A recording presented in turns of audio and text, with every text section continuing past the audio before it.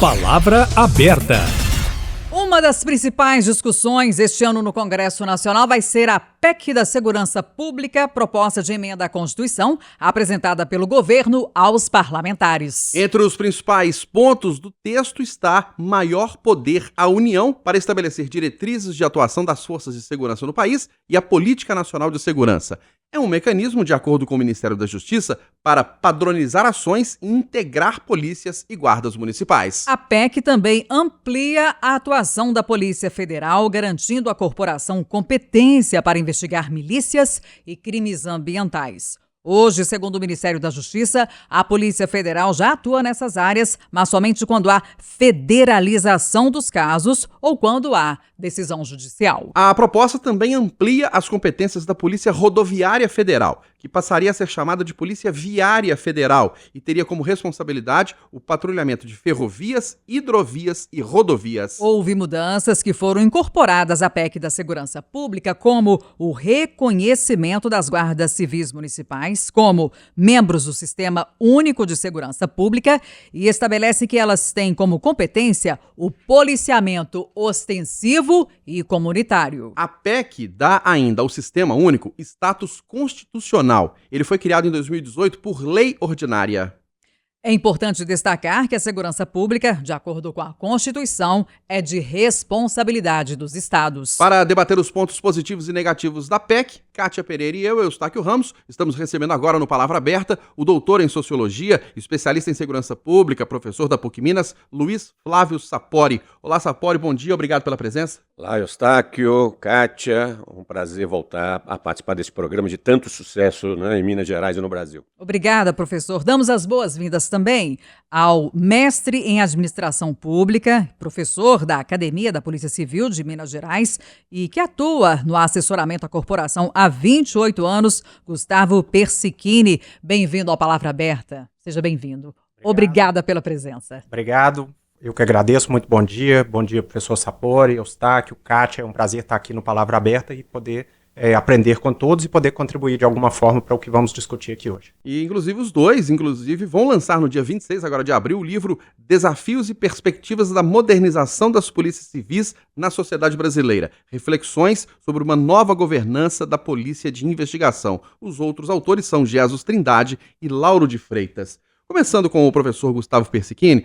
Professor, o senhor acaba de escrever, inclusive, depois da apresentação dessa PEC da Segurança Pública, um artigo que tem a pergunta, PEC da Segurança Pública, integração ou centralização? E é a pergunta que eu te faço. Então, é isso. Em certos aspectos, a PEC traz duas perspectivas, mas ela acelera em alguns pontos que pode beirar a uma centralização pelo governo federal em relação a algumas ações. Por quê? Porque ela traz uma espécie de um tripé. Ela fala da constitucionalização do SUSP, fala da atualização das competências da Polícia Rodoviária e da Polícia Federal, e trata também do Fundo Nacional de Segurança Pública e o Fundo Penitenciário, tratados agora na Constituição. O que isso faz? Como é que o governo federal traz essa perspectiva? Ele fala que há uma assimetria das forças policiais em atuação no país.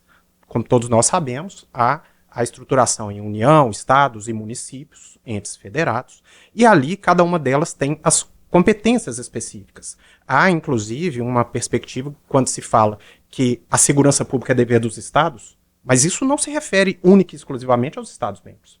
Quando se fala estados na Constituição, está falando também do Estado enquanto administração pública. Tanto é assim que a PEC hoje revê essa questão para tratar das competências que são de cada um desses entes. E aí ela destaca, numa das propostas feitas ali, que os estados e o Distrito Federal têm as suas polícias judiciárias, vale dizer as polícias civis, e também as polícias ostensivas, vale dizer a polícia militar. E que no caso da União, ela só tem a polícia judiciária, que é o caso da Polícia Rodoviária, da Polícia Federal, e que fala que não existe uma polícia ostensiva. Então, um dos aspectos, porque a PEC prevê modificações nos artigos 21, 22, 23 e 24 da Constituição, e depois remete ao artigo 144, que é o que define o sistema de segurança pública em todo o país. Quando ela fala desse modelo que vai fazer o equilíbrio das forças, é uma sinalização da União de que quer também ter uma polícia ostensiva. Esse é um ponto nevrálgico nessa discussão, porque os estados, em determinados momentos, pensam que isso, e com razão e com justiça, de que isso é perda de poder, de responsabilidades sobre o campo ostensivo da segurança pública, que sempre coube aos estados. Mais do que isso, porque, embora o SUSP, lá de 2018, já trouxesse as perspectivas de articulação entre esses entes, teve recentemente agora uma definição através do tema de repercussão geral 656 do STF, que foi esse que a Kátia citou no início, falando que as guardas municipais passam a integrar diretamente o sistema de segurança pública. Inclusive, trouxe a perspectiva de que as guardas municipais podem exercer esse tipo de policiamento ostensivo. Então, ainda há pouca clareza em relação a isso e há que se buscar mais respostas em relação a essa integração, à centralização, dizendo que há pontos, sim, que são muito positivos no aspecto da integração. O SUSP, inclusive, prevê isso. Mas há, em alguns momentos, um temor dos estados para que não haja essa centralização excessiva por parte do governo federal. Professor, a gente ainda quer te ouvir sobre outros aspectos, né, a serem avaliados, mas vamos passar a palavra aqui para o Luiz Flávio Sapori. Professor Sapori, não é de hoje, né, que a gente te escuta e acompanha a sua defesa sobre a integração de um SUSP no modelo que a gente tem na saúde pública, né, que é o SUS, Sistema Único de Saúde. E a PEC, pelo que foi apresentado até agora, né, o que o ministro Lewandowski levou e apresentou aos parlamentares, veio dentro do esperado? Houve algum ponto muito delicado? Qual que é a sua avaliação inicial? Bom, minha avaliação é que essa PEC ela apenas constitucionaliza uma realidade que já está presente no dia a dia do Brasil. Ela não representa inovação institucional nenhuma, ela não faz modificações relevantes na estrutura da segurança pública, do meu ponto de vista. E aí vamos polemizar um pouco, mas eu entendo que ela não centraliza da União responsabilidades, ela não diz que a União vai se sobrepor aos estados e municípios na provisão da segurança pública. Essa crítica, inclusive, eu tenho ouvido do deputado Alberto Fraga, né, do PL do Distrito Federal, que é um grande crítico, né, da bancada da bala. Ele tem sido um grande crítico da PEC, dizendo isso, que a União vai abarcar atribuições dos governos estaduais. Eu discordo frontalmente disso. A PEC é simplesmente dizer, está dizendo muito claramente lá, a União vai elaborar um Plano Nacional de Segurança Pública, vai coordenar o SUSP e vai respeitar a autonomia dos estados. Bom, e daí? Isso já está escrito na lei de 2018 do SUSP, não tem novidade nenhuma. E eu lembro, Sapoli, desculpa te interromper, mas na época do governo Fernando Henrique Cardoso, que teve aquele episódio do ônibus 174 lá, o Fernando Henrique foi em rede nacional dizendo: estamos lançando um Plano Nacional de Segurança Pública. Exato. 20 e tantos anos depois, está sendo lançado um novo plano? Não está lançado um plano. É aí que é a questão. A PEC está dizendo o seguinte: o que o governo está fazendo, o que o ministro Lewandowski está fazendo é o seguinte: ele está colocando na Constituição uma série de avanços institucionais que nós tivemos na segurança pública nos últimos 30 anos. Por exemplo, então vários governos federais elaboraram planos de segurança pública. O que ele faz? Ele coloca na Constituição que o governo federal tem que elaborar um plano de segurança pública, por exemplo. Nós criamos o Sistema Único de Segurança Pública por lei, Eustáquio, em 2018, na gestão ainda não, do presidente Temer. O que ele está fazendo? Ele coloca na Constituição que tem o Sistema Único de Segurança Pública. O que era lei federal vira um artigo da Constituição.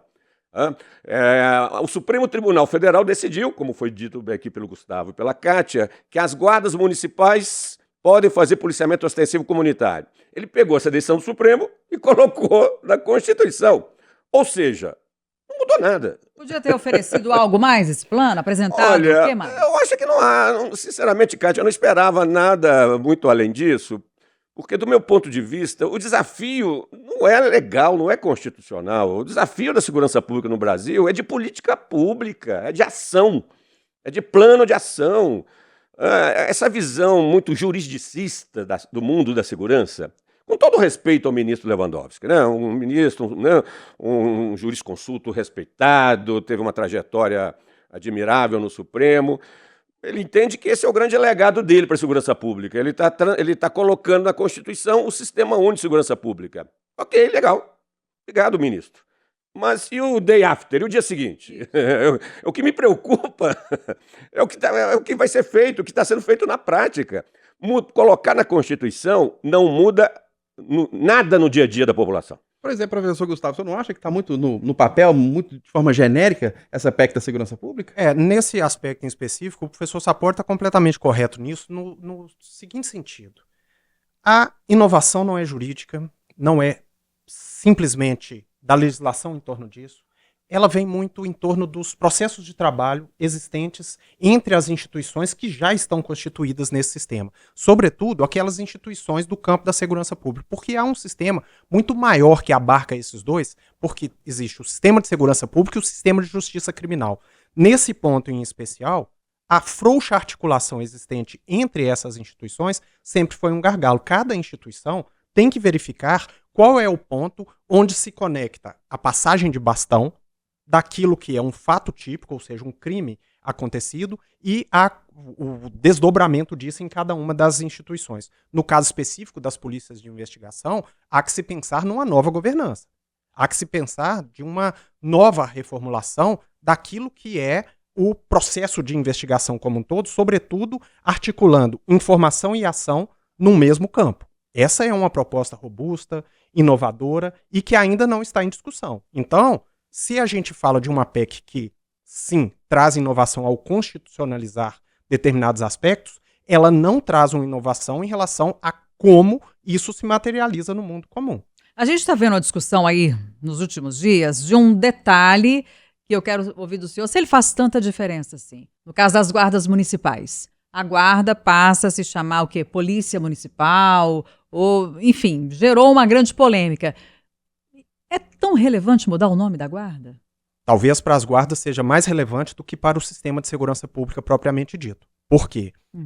Discutindo com alguns comandantes de guarda, Brasil afora, né, a respeito disso, eles falam muito da questão do status, e não é o status pelo poder em si, mas pela respeitabilidade que o termo polícia pode implicar no campo da segurança pública, e isso de fato faz uma diferença gigantesca. Porém, as atribuições, e que nem estão tratadas na PEC, porque a PEC não pega este ponto em específico, o que pega isso é o tema de repercussão geral 656 do STF. Não está na PEC. Não está na PEC, embora o tema de repercussão geral 656 de 20 de fevereiro, agora de 2025, tenha tratado isso como as guardas municipais têm a atribuição e o poder de polícia especificamente. E isso acendeu essa chama junto às guardas municipais, tanto que no dia 28 de fevereiro, véspera de carnaval, mais de 300 municípios começaram a editar leis transformando as guardas municipais em polícia municipal. Mas houve uma reação do próprio judiciário, que começou a revogar essas iniciativas para não deixar que elas saíssem disso. Por quê? Porque é o parágrafo 8º lá do artigo 144, que trata da segurança pública, que instituiu as guardas civis municipais. E num primeiro momento, ainda com uma ação muito restrita de segurança patrimonial, para cuidado dos bens e serviços dos municípios, mas agora elas são trazidas a esse campo da segurança pública como uma força auxiliar no campo da ostensividade, sobretudo. Então, nesse aspecto, aquele equilíbrio pregado pelo governo federal de que vai equilibrar a assimetria entre estados e municípios, há que se discutir também o papel das guardas nesse sistema. Ô, professor Sapori, você falou que tá muito na teoria, muita coisa tá... Muito na lei. Na lei, tá no papel. Jurista costuma achar que se muda a lei, muda a realidade. Pois é. Então, a realidade, na prática, o que tem que ser feito no sistema de segurança pública do Brasil para combater a criminalidade? Desde o ladrão de correntinha ali no centro da cidade até as facções criminosas como o PCC e o Comando Vermelho. E aí vamos pensar que nós precisamos de um conjunto de ações práticas, concretas, do âmbito da repressão ao crime e da prevenção social. Você precisa atacar as duas frentes. Você tem que diminuir a impunidade, né? Você tem que melhorar a capacidade de atuação da Polícia Militar, da Polícia Civil, você tem que melhorar a capacidade de investigação da Polícia Civil, como diz Gustavo, você precisa melhorar e agilizar o judiciário, que é muito lento, muito moroso, né? Você precisa melhorar o sistema prisional. Então, tudo isso você tem que fazer essas coisas. Como? Combinando ações articuladas entre o governo federal, estados e municípios. Você tem que envolver toda essa turma, todas essas organizações. Como fazer isso? Todo mundo tem que sentar na mesma mesa e definir um plano de ação conjunto. né? A União vai fazer isso, os estados vão fazer aquilo, os municípios aquilo outro. Você define um plano de ação de curto, médio e longo prazo. Como financiar? Tem os dois grandes fundos de financiamento, o Fundo Nacional de Segurança Pública e o Fundo Penitenciário Nacional. Distribui o dinheiro de acordo com os projetos concretos. Essa articulação, que a gente chama de governança, é o SUSP na prática. Ou seja, para a realidade começar a mudar, não basta eu colocar o SUSP na Constituição. Legal, eu acho que a iniciativa do ministro Lewandowski é legal, deve ser aprovada. O Congresso tem que aprovar essa PEC, não há qualquer motivo para a oposição boicotar essa PEC. Ela não está alterando absolutamente nada da realidade atual. Então, ela tem que ser aprovada agora. Como eu disse, é o day after. O que é o day after? Colocar o SUSP na prática, é montar, então, um plano de ação em várias frentes simultâneas para que a gente possa, ao longo do tempo, e aí quando é ao longo do tempo, nos próximos 5, 10 anos, a gente começar a reduzir o crime. É essa integração de esforços entre o aparato policial, judicial e prisional, é essa integração de esforços de estados, União e municípios, que a gente tem que viabilizar. Como? Colocando e criando uma instância de gestão do SUSP. Eu tenho defendido isso há muito tempo, Cátia e Eustáquio. O SUSP sai da prática quando eu criar um comitê de governança, como existe no SUS. O que é isso? Você tem uma mesa de coordenação com representante dos vários entes federados, lá que você pode ter 18, 20 membros. Esse pessoal vai se reunir de maneira constante. É ali que as decisões são tomadas. Ali você define planos de ações, a distribuição de recursos e começa a cobrar a realização dessas ações no dia a dia. É isso que precisa acontecer. Então não basta mudar a lei, não basta mudar a Constituição. Uma política pública concreta, de novo, Eustáquio. Eu tenho que melhorar a capacidade de articulação das polícias, eu tenho que melhorar o sistema prisional. É isso, tem que ser feito É mais viatura, mais policial, mais não armamento, mais vagas no sistema prisional? A palavra-chave hoje é integração, Eustáquio. É óbvio que viatura, isso tudo é o básico. Isso aí, a gente nem precisa discutir. Sem essas coisas, você não faz... Gente, a palavra-chave hoje é integração. Principalmente no momento de fortalecimento do crime organizado, eu preciso que Polícia Militar, Polícia Civil, Ministério Público, Polícia Federal e a Polícia Viária Federal estejam combinando informações, trocando informações, trabalhando de forma integrada.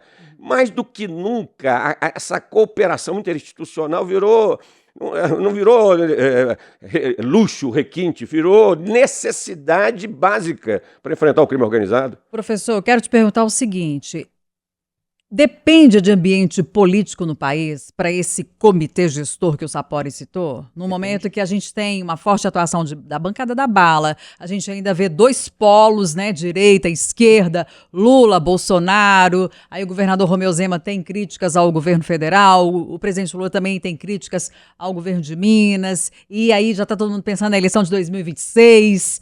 É possível mesmo? É possível e é necessário. Só que há que se colocar esse debate num determinado momento em que os governos reconheçam, por exemplo, a importância de dois outros entes que geralmente são relegados nesse discurso no momento da consolidação de uma política pública. Por exemplo, quando se fala em segurança pública no Brasil, a maior parte dos estudos, pesquisas, ações, e não por menos, porque é extremamente relevante, mas são constituídas em torno das polícias ostensivas. Pouco se fala das polícias de investigação nesse debate no cenário nacional, e principalmente em razão das especificidades que ali existem. Por exemplo, as polícias de investigação não são apenas um método jurídico de aplicação do fato à norma, mas sim uma ciência em específico que requer inúmeros saberes para que isso aconteça. No caso de outro ente, que são os municípios, há também uma necessidade em específico de se reformular em dois aspectos. Por exemplo,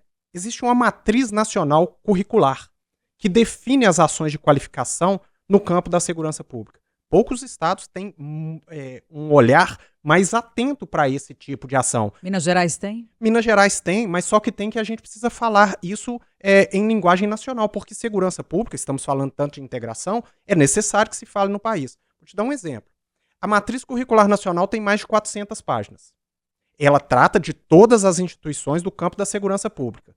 No caso das polícias de investigação, o termo investigação em 400 páginas é citado meras 26 vezes. Como é que é? Repete pra gente, professor. O termo, a palavra, uma busca textual na Matriz Curricular Nacional vigente de 2014, ela é encontrada apenas cerca de 26 vezes em todo o texto de 400 páginas. E mais do que isso, o termo investigação, ele não está sequer centralizado na matriz curricular que engloba as polícias civis e polícia militares num grupo só, mas está citado na matriz curricular do Corpo de Bombeiro no caso das investigações de crimes de incêndio.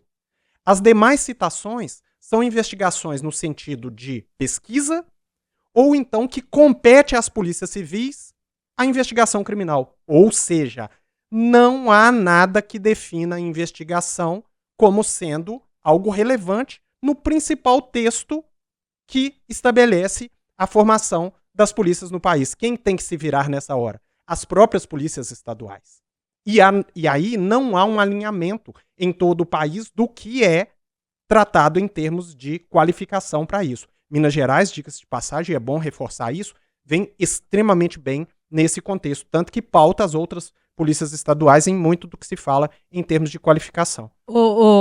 Sapori, é sempre importante a gente tratar com comparações, com exemplos, né, para a gente poder alcançar aqui todo o nosso público, né, nos mais variados interesses. Mas, em se tratando da PEC da segurança pública, quando o professor falou de uma base curricular, eu fui me lembrando do MEC, que tem uma base curricular, né, a ser aplicada nas escolas públicas. Sim. Quando a gente fala do SUS, né, eu acho que é o exemplo mais próximo ainda, né? A gente tem planos que são, por exemplo, Programa Nacional de Imunizações. Sim. E por aí vai, né? Coisas que vêm do governo federal.